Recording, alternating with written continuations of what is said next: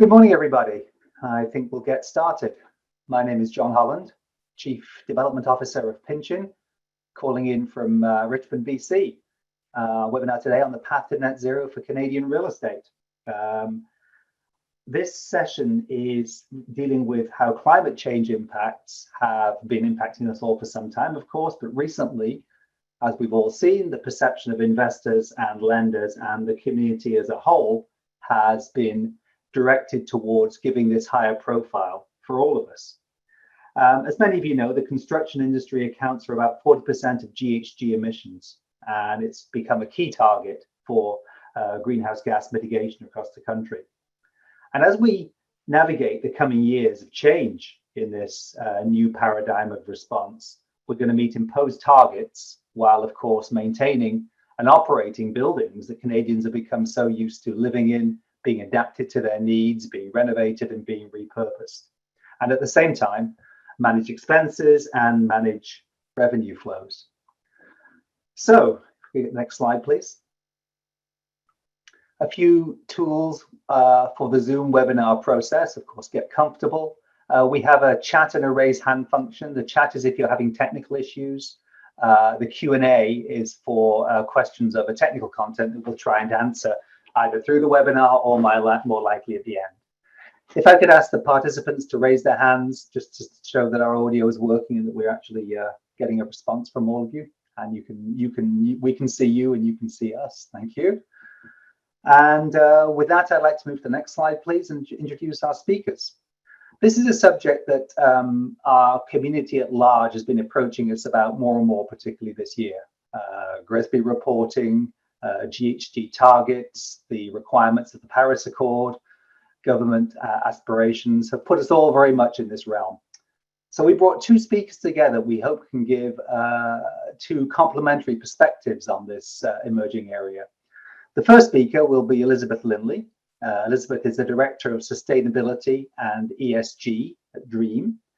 She's a sustainability professional with 18 years of experience in energy management, sustainability, and GHG management. And she has experience working in both corporate and government roles.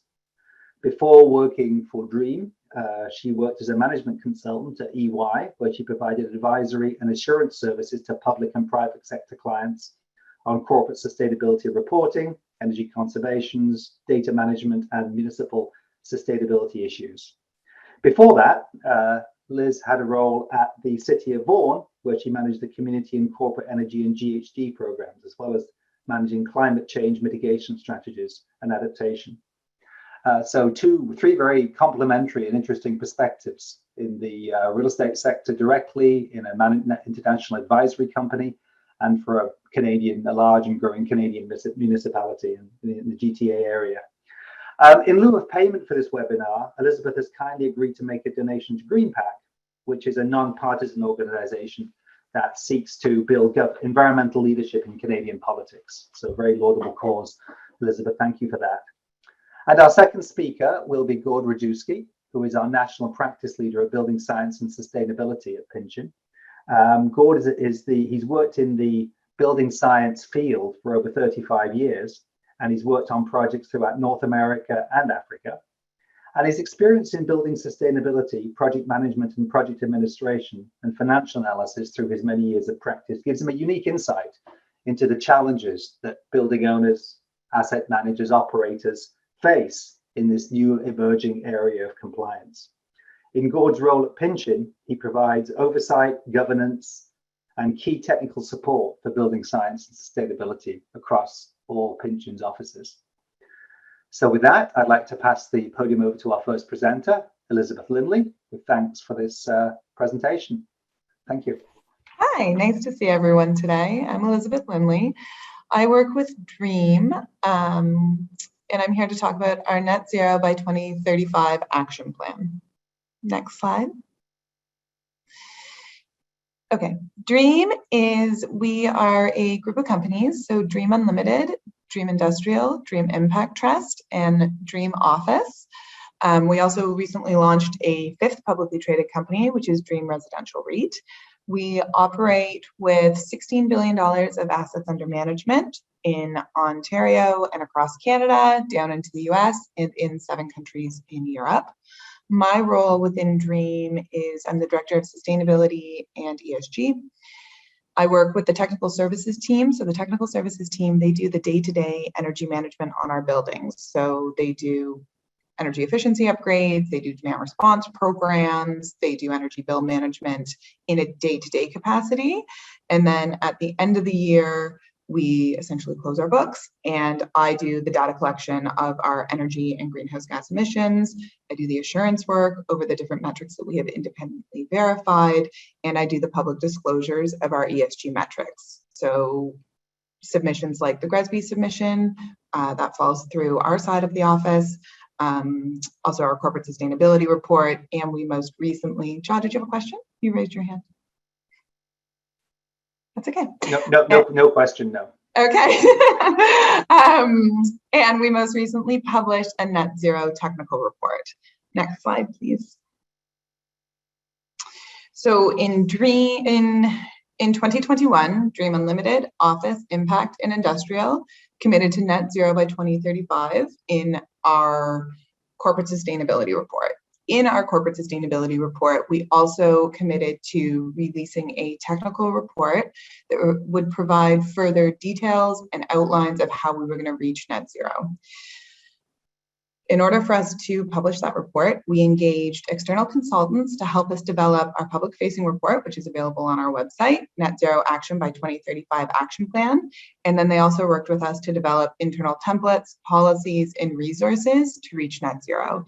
So, we were looking at things like an internal price of carbon and how we implement an internal price of carbon to evaluate, for example, whether or not to go to a natural gas higher efficiency boiler, or whether or not to switch to an electrified system. Internally, the project was led by our Net Zero Steering Committee, which was made up of the head of development, head of impact, our head of ESG and sustainability and tech services. And then we also had engagement from across departments. So our development wing, our investor relations, our construction teams, our property managers, we made sure to kind of speak to everyone about what tools we could implement in order to help us execute as an organization towards net zero by 2035. Next slide. So we wanted to make sure that our net zero action plan was structured to be credible and demonstrate accountability. That was in an effort to ensure that we were demonstrating best practice and avoiding any kind of accusations of greenwashing. So we made sure to include interim targets and milestones to clearly define our investment and emissions boundaries. So what our plan will cover and exclude. And then we also included oversight and transparency to hold ourselves accountable. Next slide. There were some small nuances of our commitment between the different entities. So DREAM Unlimited is where a lot of our development happens. DREAM Impact and DREAM Office, we have office buildings and some residential buildings. So our commitment for Unlimited, Impact, and Office were net zero, Scope 1 and Scope 2, and select Scope 3 emissions, operational and development by 2035. For our industrial portfolio, most of our buildings and their associated emissions come from tenant-controlled sources. As a result, we didn't feel like we were in a position to commit to net zero for emissions that were resulting from tenant-controlled sources. So we structured our net zero commitment to be net zero Scope 1 and Scope 2 by 2035, and then net zero Scope 3 by 2050, which we will go into in more detail in a couple slides. Next slide, please. We also incorporated interim milestones. So we have committed to a reduction of carbon intensity of our eligible portfolio within our net zero target by 20% by 2025. We did a carbon intensity portfolio because we are a company that buys and sells buildings. And so we went with a carbon intensity target, and then a reduction of intensity by 50% by 2030, and by 2035, DREAM's target for net zero for wholly owned assets and emissions within our boundaries. So this includes all existing buildings becoming operationally net zero, seeing the emissions that are released from the buildings on the day-to-day basis from our energy consumption, electricity consumption, natural gas, and refrigeration. And emissions, and then all new developments will be built to net zero for operational and embodied carbon. Next slide, please. So our emission boundary for unlimited office and impact, as I say, scope 1 is emissions that are burned on site. Most of the emissions are from natural gas, company-owned transportation, and then direct fugitive emissions, so the refrigeration within our HVAC systems. And then scope 2 emissions is the indirect emissions from electricity that is purchased. And scope 3 is embodied carbon in new development, purchased water, waste generated, and then tenant purchased energy within our control. Next slide, please. For industrial, this is slightly, as I say, it's slightly distinct from the other entities. We have direct emissions, again, from natural gas, company-owned transportation, and refrigerants, and then the similar scope 2 emissions from purchased electricity and embodied carbon in new and major redevelopment. Next slide, please. However, within our 2050 boundary, it's tenant purchased energy under the tenant or owner control, purchased goods and services within the owner's control, and waste generated in operations. Next slide, please. Our investment boundary outlines what our operational investment boundary includes and excludes. It's the minimum criteria for what we will include in our reporting boundary. It includes all assets which are in our operational control and which are wholly owned. We have some buildings that, for example, we only own 10% of. We don't have our own operational control over those buildings. So at this stage, they are not included in our 2035 boundary. However, we will continue to work with our partners to discuss how they could be moved into a net zero strategy. However, for our 2035 boundary, our investment boundary is specific to wholly owned buildings. And our operational investment boundaries, it defines the scope of direct and indirect emissions that fall within our boundary. Next slide, please. Our action plans. So in order for us to reach net zero by 2035, we took 3 steps. The first was identify our current baseline and estimate what our future emissions would be. The second step is to, which we are working on, develop roadmaps to achieve net zero for each of our properties. And then our accountability, establish oversight to hold ourselves accountable to our stakeholders through comprehensive governance and reporting. Next slide, please. So this is our identification of baseline emissions. So we worked with an external consultant who reviewed and validated our internal data. They looked at our emission sources. You can see cooling, plug load, heating, etc. We evaluated for our different portfolio types. And then they modeled asset level energy use and intensity, estimated our carbon intensity baseline by asset class, and then we looked at what our future emissions, how we expected them to grow. Next slide, please. This is what we call, is often called the waterfall. You may have seen it before. It's kind of popping up all over the place. Oh, apologies, my light in my room turned off. Apologies. Okay, so we looked at our existing facilities as well as new builds, and then we estimated grid changes. For our office and impact portfolios, a lot of them are located within Ontario, and Ontario has an electricity grid that some estimates estimate that the emissions from the grid will increase by upwards of 400%. So we calculated for those grid changes within our estimations in order for us to decipher which steps we're going to take to get to net zero. The first step is what I like to think of as the most tried and true step, energy efficiency. We're all very familiar with it. The second step will be low carbon fuel selection. Most commonly, this is electrification. However, we are open to other options as well. That will be a big step down. Energy efficiency, you can get 3% savings, you can get 10% savings, 15% savings. However, low carbon fuel selection is where we're expecting to do a very significant drop.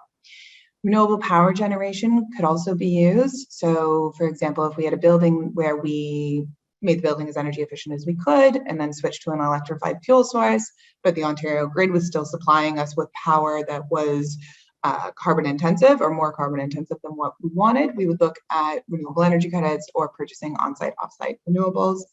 And then the final step is carbon offsets. We do anticipate that we will have to purchase carbon offsets, specifically for something like refrigeration. but we are targeting to keep our carbon offsets within 10% of the total profile of emissions, and that is in line with science-based targets.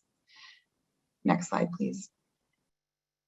So the delivery strategy, net zero property level roadmaps. For each of our properties, we are looking at the steps of how we get to net zero. So for new developments and major renovation, we are looking to reduce embodied carbon, build high performance new construction buildings, and retrofit to green building standards. Within energy conservation and energy efficiency, we will be looking at different measures and evaluating how they can help us make the properties more energy efficient before we fuel switch. Next slide, please. Just keeping an eye on the time. Sourcing renewably, so low carbon fuel selection, as I mentioned, electric boilers, radiators, waste heat recovery heat pumps, also renewable power, on-site, off-site PV, wind, solar, and then we will buy offsets for what we need, meaningful and monitored for longevity. We will purchase what we consider to be high quality carbon offsets, a certified gold standard or verified carbon standard, and we are aiming to limit it to 10% of our baseline of emissions. Next slide, please. So we received, we are working with Canadian Infrastructure Bank. We have received we have worked with them for financing to borrow money at a preferred rate to reach an overall 30% reduction in greenhouse gas emissions for our buildings. This is how we're expecting to take that first step to our interim target of 2025. So in the next 3 years, we're going to be retrofitting 18 of our buildings. Which is a great first step. Next slide, please. Oversight and transparency.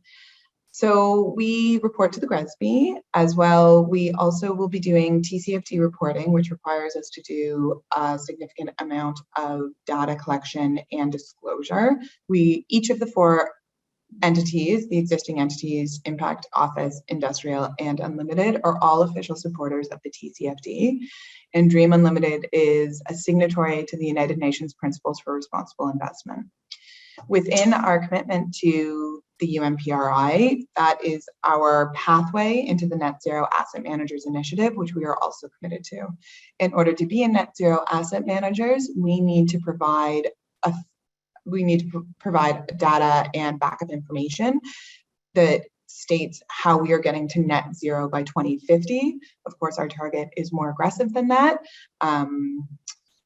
but that is one of the ways that we have built oversight and transparency into our reporting standards. We work to provide independent third-party verified assurance over our energy and greenhouse gas metrics, as well as water and waste. We also do building certifications, and we make significant voluntary disclosures that are in alignment with the frameworks that are listed, as well as GRI. Next slide, please. So this is, I think, one of my last slides, and this is a quote from our Chief Responsible Officer, Michael Cooper, and it says, "We see the opportunity to meet the Paris Agreement targets sooner than 2050, which is why we've committed by 2035. We believe that a holistic net zero strategy will drive new investment opportunities and create stakeholder value." This year, which was, this year, for a second I thought it was from last year, but no, it's this year, we've been entrusted by government partners with the development of 2 of the largest net zero residential projects in Quayside and LeBreton Flats. This, alongside with Zibi, which Zibi is our development in Ottawa, which is already net zero for thermal, account for over $6 billion in net zero communities within our development pipeline.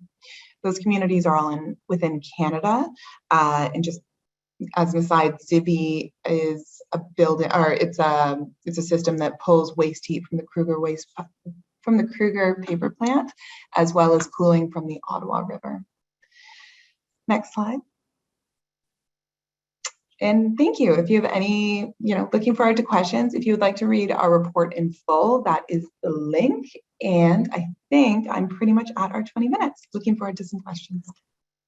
Perfect, Liz. I'm going to just thank you very much. I'm going to ask one question, which came from the Q&A, just because we're in a bit of time.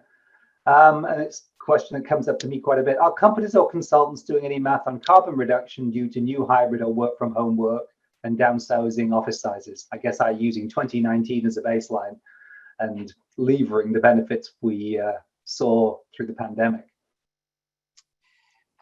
So within our commitment, we are not.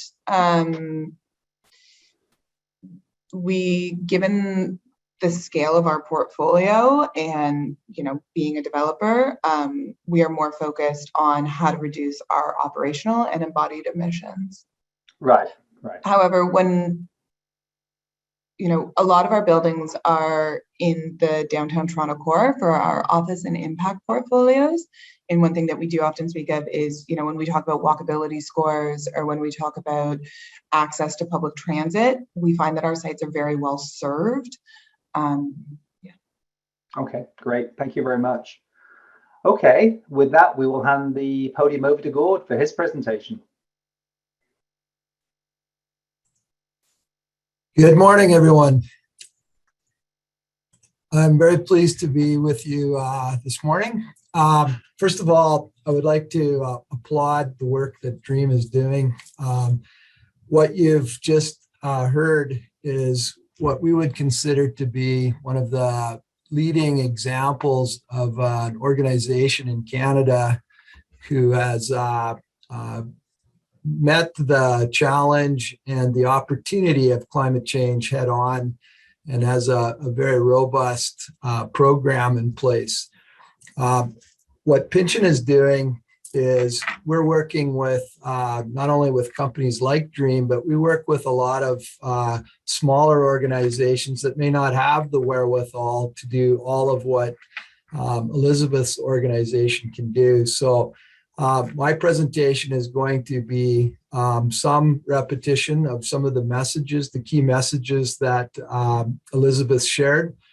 We're also going to talk to you a little bit about some of the technical aspects of how to create the roadmap to net zero for your organization. So we're going to talk about ESG requirements, roadmap to net zero, practical resilience and resilient design strategy and risk assessments.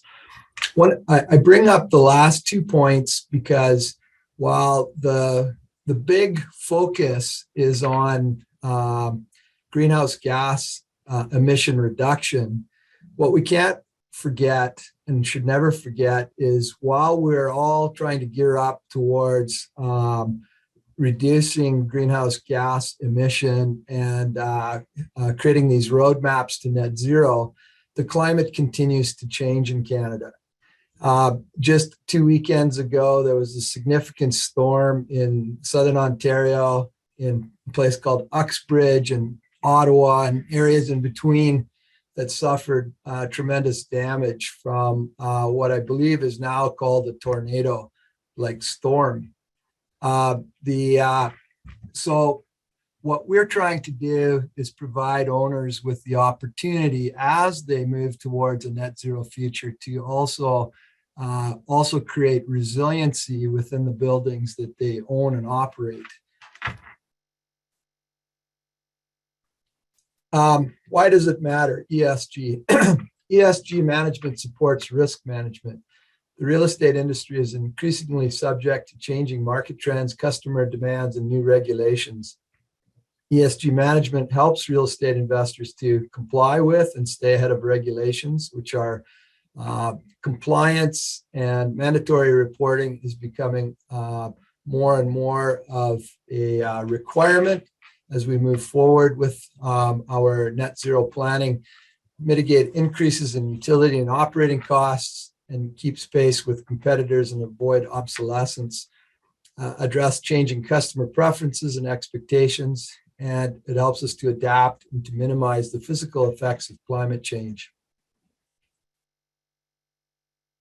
Oops, pardon me. Learning how to use my mouse here with my presentation. Apologies, it's tricky. Sustainable real estate achieves higher returns. Here are some in these 6 boxes. This is why owners that are committed to a net zero future, some of the benefits that we believe will be realized in time. Net effective rents, an average of 3.7%. effective rent return, LEED versus non-certified buildings. Rent concessions, an average of 4% down against LEED or BOMA Best versus non-certified buildings. Occupancy rates are going up in buildings that are certified. Tenant renewals are going up in buildings that are certified. Tenant satisfaction scores, typically 7% improvement on tenant satisfaction scores. And of course, energy consumption is going down. So this is lowering your operating costs. ESG, under environment, carbon emissions and climate change are what we're focused on today. We're going to talk a little bit about benchmarking and rating tools and life cycle assessment. The S, the social part, is community investment, equity, diversity, inclusion, and accessibility. Also speaks to workforce culture and sector leadership. And under governance, we're talking about investor relations, audit compliance and reporting, and procurement policy and EDI. So where do we get started? So if you're an owner and you're trying to drink from the fire hose, so to speak, and try to imagine where your organization needs to get started, here's some information for how you navigate the pathway to net zero. But before we get into that, we have to understand that the world around us is changing, and jurisdictions like the City of Toronto and jurisdictions that you may be operating in, whether within all three layers of government, are creating strategies, and eventually owners, both private and public owners, are going to be required to get into alignment. In Toronto's net zero strategy, all new buildings must be designed for net zero GHG by 2030. All existing buildings within the jurisdiction of the City of Toronto must be retrofit to the highest emission reduction feasible, with a sort of a benchmark target of a 40% energy performance improvement over the 2017 benchmark. So whatever you were consuming in 2017, by 2050, the City of Toronto is going to require some reporting that will demonstrate that you've made some improvements towards this goal. So what is our roadmap to net zero? When we first become involved with a client, the client identifies to us the buildings that they want us to look at. So with some pre-thought and purpose, clients will approach and will say, I want to start the journey towards net zero. So they come to us with their portfolio or with a single building, and we begin the journey. Building, the first real part of the process is creating the benchmarking. Elizabeth covered a lot of that in her presentation, but someone has to gather the information. It's generally a team of individuals who will gather the respective information. If the building exists and has been operating for many years, there's utility data that can be tracked and gathered. We will also look at building drawings and records, maintenance records, and there's often physical assessment that's done by specialists who are looking at things like the building envelope, the mechanical system, the electrical system, the water systems, the site systems. So this is all part of the data gathering in order to create that benchmark. So you can't know where you're going until you know where you're at. And that's really what this process is about, is determining the starting point and then going into alignment with the target that you've got. So once we've gathered the data, we conduct what's called zero carbon readiness screening. So at Pynchon, we call this BPCA Plus. It's just an acronym that we came up with because we're known in Canada as a company that does a lot of this kind of real estate transactional reporting. So this is the plus is the benchmarking that we can offer clients on their path to net zero. The first element of that is the zero carbon readiness screening, where we've gathered the data and we create some modeling and some planning. Some other dimensions that we want to include for the client's benefit are things called climate vulnerability summaries, where it might be of use to know that the building that you're contemplating purchasing happens to be in a floodplain zone. So how might that influence your decision if you know that at some point in the next 20 years there could be rising water in the site area and you're going to have to deal with that. So we have the ability to create sort of a climate vulnerability summary for you. Third dimension of this is what we call a sustainability scorecard. Some organizations are well on their path to understanding where they rank on sustainability through groups like BOMA Best and such. But we have clients who are also just wanting to know where they currently rate on the sustainability scoring to help them better understand how they can make the building more attractive for leasing and tenant purposes. So some of the strategies that are looked at, and Elizabeth covered some of these as well, towards decarbonizing existing buildings, we always tend to start with the prioritization of energy efficiency as the first step. So this is where you're going to make the most impact, is by looking at energy efficiency in your building. The second major strategy is the use of renewable energy in any form that you can, with a priority on on-site energy generation. So what do we mean by renewable energy if that term is not completely known to you? It's the use of things like photovoltaics or solar panels. It's generating energy on-site that you control, that's offering you some independence from traditional energy sources like the electrical grid. And then the third strategy towards decarbonization is becoming carbon neutral or significantly offsetting your carbon use. And that could be things like looking at the refrigerants that you use, the products that you use in your process and operation, the materials that you're using to build with. Whatever the strategies that you employ, the choice of specific pathways will depend on the assessment of your own group, and usually in combination with the owner, the developer, the management, and will depend on local conditions. So what is appropriate for the City of Toronto may not be as appropriate or or be the same if the building were in Regina, Saskatchewan.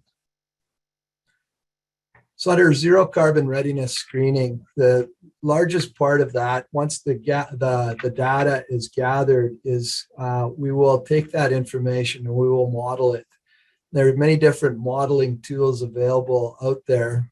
This just happens to be an example from a report from the software that we use here. Zero carbon readiness screening generally involves the creation of what we call a level 3 energy model based on the software, and it creates sort of that foundation for the roadmap to net zero. It provides an estimated forecast of required capital spend to upgrade the building to net zero standard. So this is creates the starting place. Our approach focuses on the application of the following recognized standards, whether it's a level 2 or level 3 energy audit, incorporating production of a site-specific energy model. So each building gets its own model. This is important. So you can't apply the model that you've got for a building in one location and apply it to another building. So models have to be created for each individual building. These models are done in conjunction with BOMA-BAS, GRESB reporting, Fitwell, IREM, LEED, Climate Lens, and can be part of a property condition assessment as part of due diligence or a standalone document. Our work is typically centered on what Elizabeth described as Scope 1 and Scope 2 building emissions. So basically, direct emissions from stationary combustions like boilers, turbines, natural gas, company-owned transportation, and indirect emissions from transmission and distribution and purchased electricity. And we're also focused on TEDI, which is total energy demand intensity targets that are set by you, the client. So this is what we like to call sort of a common sense pathway for you. So we create the baseline, and when working with you, we create a common sense strategy. And what do I mean by common sense strategy? We are in 2022. We have goals towards 2050, 2035 in Elizabeth's organization. What we want to do is help you understand that in some ways, the adaptation and the implementation of the measures that will be required to get you to closer to or at net zero are things that you're already thinking about in normal operation. What do I mean by that? Let's take, for example, that your building has a roof, and that roof has got a lifespan or a life cycle of, say, 25 years, and you are about 10 years into the life cycle of that roof. So once the baseline is created, and part of the recommendation might be to increase the insulation level of the roofing assembly, we're not going to tell you to tear that 10-year-old roof off in order to add an additional R40 of insulation resistance value. Why would we do that? The roof is performing perfectly well. However, in the horizon of the next 10 to 15 years, the roof will likely be required to be upgraded. And at that time, the common sense part would dictate that that's when we would add the insulation that's required to help us get further or closer or at net zero. So the common sense part is owners and managers and operators of buildings are already creating annual budgets and capital spending models. And what we're doing here is we're having to adapt those funding and budget models to suit net zero principles. So as glazing ages and needs to be replaced, we're looking at different kinds of glazing. As energy systems are being looked at from an efficiency standpoint, we're looking at how can we make those things better.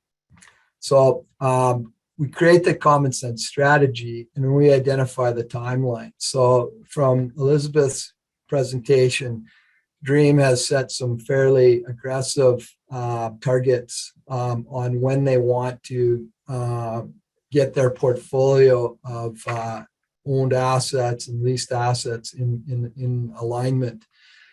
Some clients maybe 2025, some clients might want to go all the way out to 2050, but understanding the timeline that the organization wants to pursue towards, then we create the sort of the master plan, if you will. So that's the integration with the client's objections. So we need to do this work. It's important, but we also don't want you to go broke in the process of moving towards net zero. And then there is the implementation of the adaptive measures.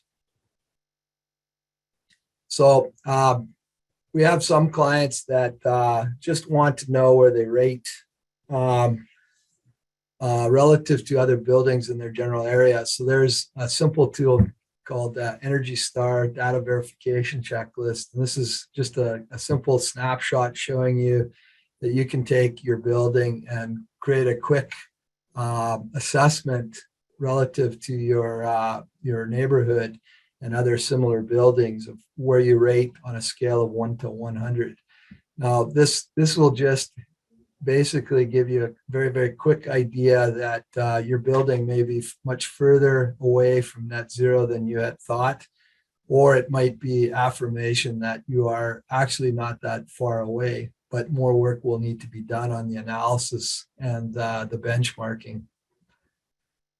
When you get into the more detailed analysis, that involves the energy modeling software. So the next few slides just basically show you some of the outputs, but the softwares that are available for this can take a look at individual buildings, or they can look at entire portfolios in one sort of view.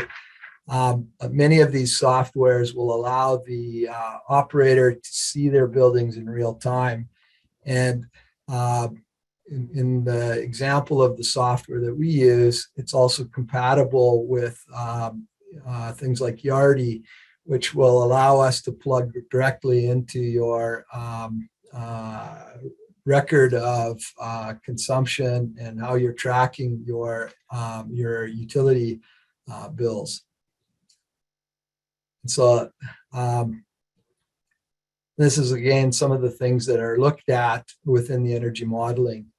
So the data inputs and what the software is capable of doing. So again, this is work that's done by experienced certified energy managers and mechanical and electrical engineers. So there is a good deal of engineering that goes into the building of the energy model and the understanding of what the output of the model is towards being able to create a real plan for the owner.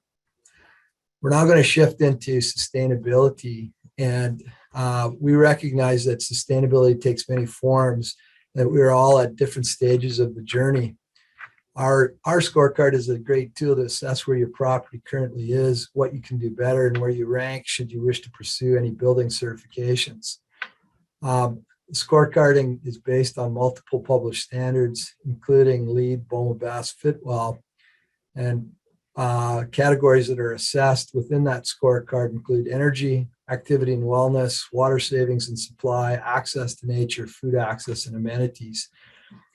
Essentially, this is providing you with the information that helps you better understand what you're going to need to do to create that better environment within the buildings that you have. By creating a better environment for the occupants of the building, it's also going to make your building more attractive from a leasing perspective, because we do have very sophisticated tenants out there who are demanding that buildings be provided with barrier-free access. They want to know how far the building is relative to public transportation. They want to know how well the lighting system is, because they've got people that are zoomed in on laptop computers, and all of these different aspects come into play. To create resilience, you need durability, sustainability. If you design and adapt with these things in mind, you will eventually achieve resilience. So now we'll move into sort of a discussion on climate vulnerability. So we are able to take a snapshot of your building, and this is not by any way a detailed PIVC protocol or a detailed climate vulnerability summary. What this is it's giving owners a snapshot of where their building may be in geography. We are able to identify some of the 2 or 3 major potential threats from climate over a given time period of, say, 20 years. So for some owners, it may be of use or benefit to know that their building in Halifax, Nova Scotia may be susceptible to ice storms, whereas if they're looking at a building in Regina, maybe the threat is from tornado.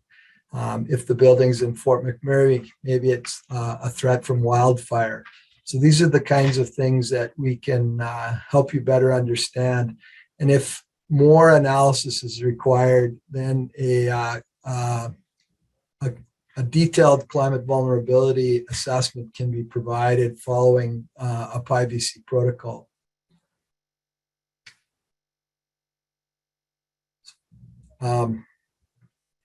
So resilient design strategies, what are we talking about? We could be talking about the energy side, so insulation, high efficiency mechanical, energy metering, renewable energy, things like exterior shading.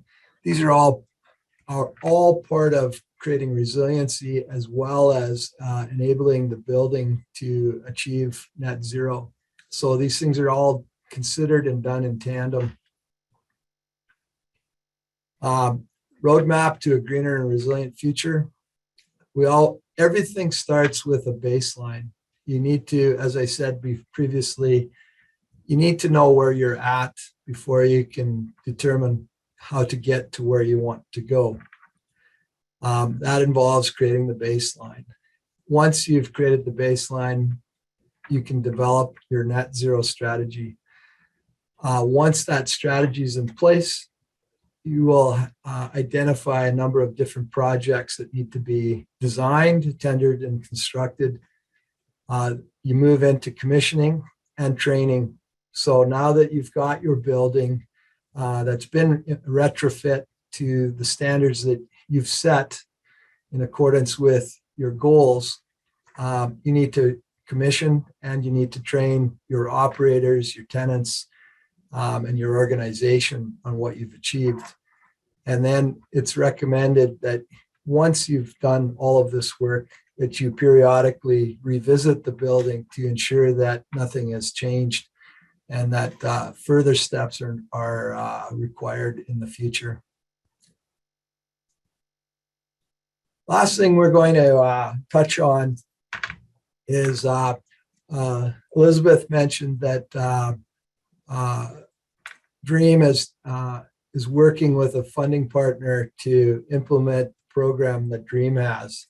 There are other programs, there are many different programs out there that owners in North America and Canada specifically can take advantage of if they do a little bit of research.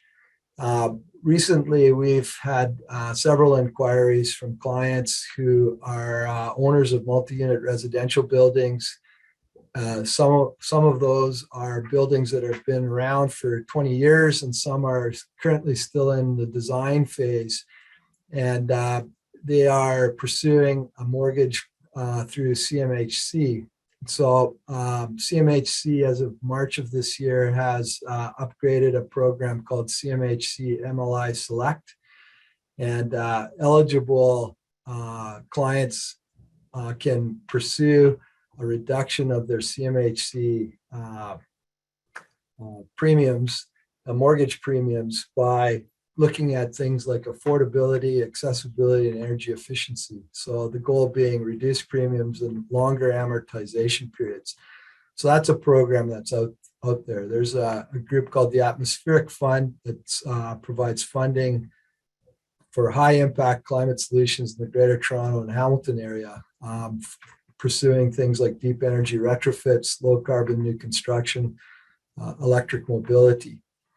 And then just for interest, the government of Yukon and many other provincial jurisdictions have programs of various scales and sizes, but the government of Yukon has something called good energy rebates, where they will partially fund or rebate owners pursuing retrofit and upgrades to their buildings, and are incorporating renewable energy sources in their designs. So that brings us to the end of my presentation. And I think at this point, we're opening it up to questions from our audience. So thank you very, very much for listening and following along. Hope you got something from that. Thank you, Gord. Great presentation, good content, and we do have a few questions, so thank you. Elizabeth, I think you wanted to answer the questions, one of the ones on the Ontario grid that just came up. Over to you, please. Yes, thank you. Yeah, I saw a few questions coming in around carbon intensity of the grid. So yes, when we move over to an electrified system, it moves from being a scope 1 emission source to a scope 2 emission source. For a lot of our buildings, specifically for for example, our office spaces in downtown Toronto, we don't have a huge amount of roof space. So we are limited in the amount of solar capacity that we can actually put on the roofs. We also have a lot of our HVAC systems located. So space is really at a premium on our office buildings. With the current system in Ontario and the current regulation, you're not allowed to do virtual net metering, which would be building offsite solar and then owning the environmental attribute and applying it to your buildings. In our modeling, we assumed that the greenhouse gas emissions from the grid would grow significantly because that's what the independent electricity system operator in Ontario is forecasting. However, the federal government has said that across Canada, the grids need to decarbonize by 2035 to net zero. This is obviously a more significant commitment for, say, Alberta that has coal-fired generation. Hopefully that happens, but there is political buy-in that needs to come at the provincial level, which right now is not existing. But the province, the Minister of Energy would have to direct the IESO to shut down the natural gas plants, which is not aligned with what their current strategy is. Their current strategy is actually to increase the capacity of the nat gas plants. And yes, I think as someone mentioned, it's to compensate for the lack of nuclear power. And as well, also, we're expecting a huge growth of electricity demand because of the conversion to electric vehicles. One other thing I'd like to mention, just because it's something I'm very proud of and something I feel very strongly about, grid decarbonization is incredibly important. One of the reasons in Ontario our emissions are so low is because we shut down the coal plants. And when we shut down the coal plants, that was a political decision. And when we did that, it dropped out everybody's greenhouse gas emission footprint to the equivalent of taking every car off the road in Ontario. The reason I say I'm proud of it is because I actually worked in politics and worked for a group of people who made that recommendation. So if we can have a system change similar to that, where we decarbonize across the board, everybody's carbon footprint gets reduced, and that can create like a very significant greenhouse gas emission reduction. Thank you. Question for you, Gord.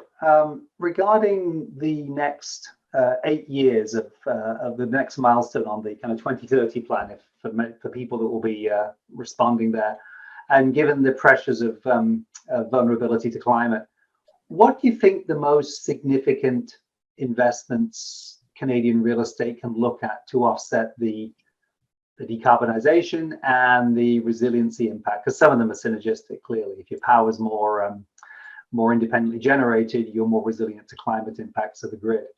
What would you say? And maybe you can qualify that based on climate and locale and the style of real estate. What do you think people should be looking at, something to study as an easy win to get them started on the journey?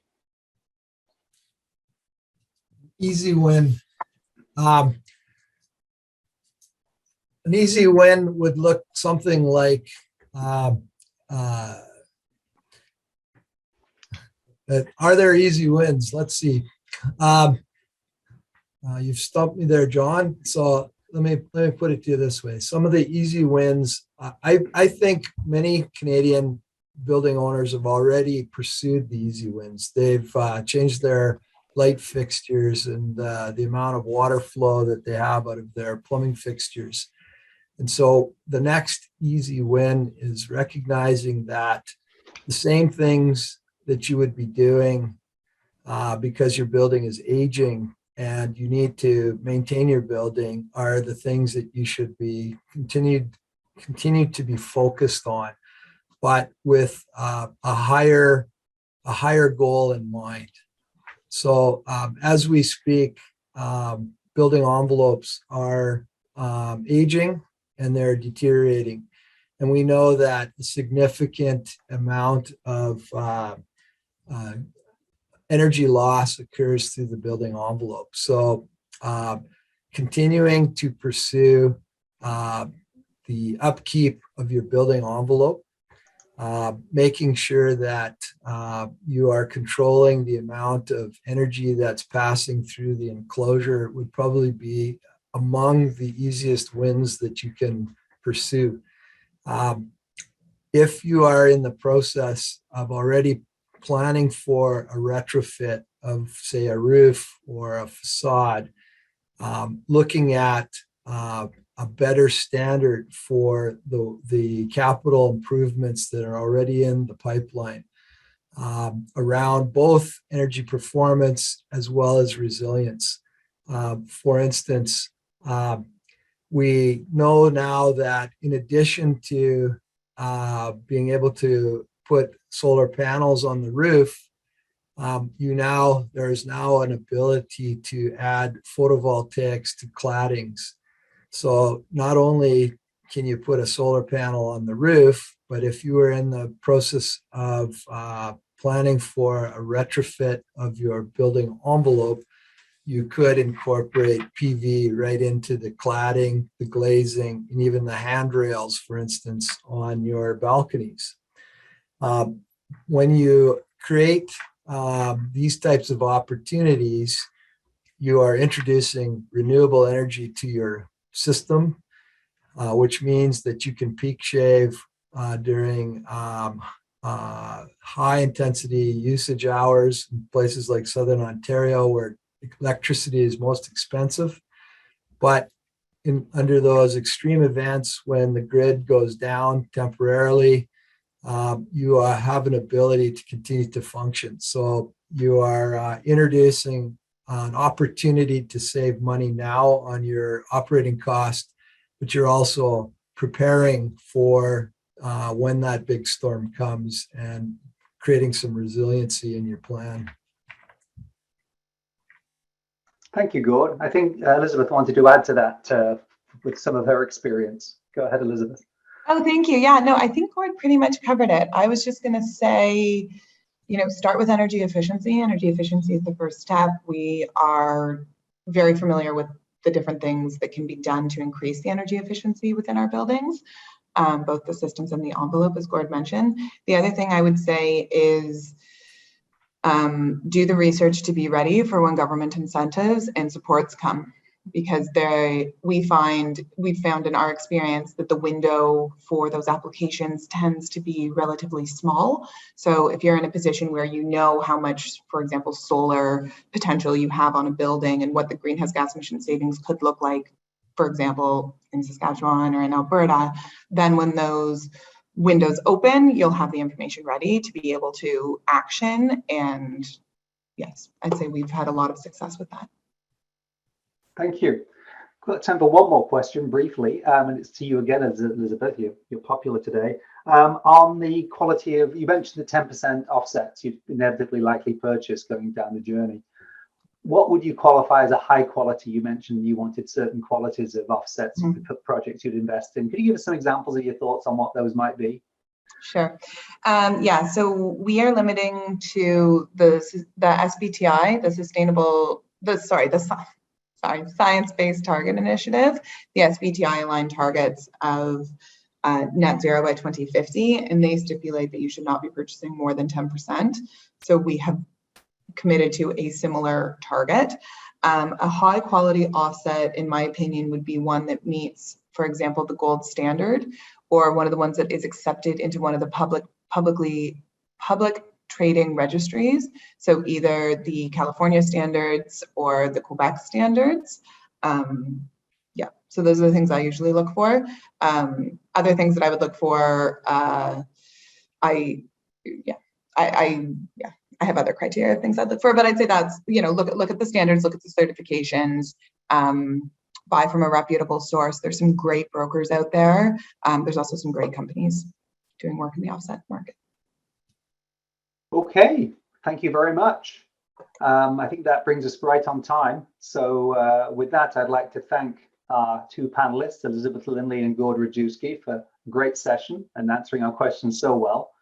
To the back office that supported this, Rui and Kaylee, and to all of you for being part of this journey. Part of this practice innovation series that we put together is about bringing the lessons we're hearing about to our client and community public.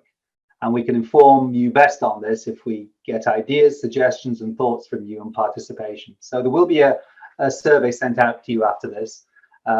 Feel free to make any suggestions or recommendations there, and we'll try to bring that information back to you in this format so we all learn and go down this journey collectively and successfully. Thank you for your interest. Thank you, everybody. Have a good day. And I am now signing off. Thank you. Thank you.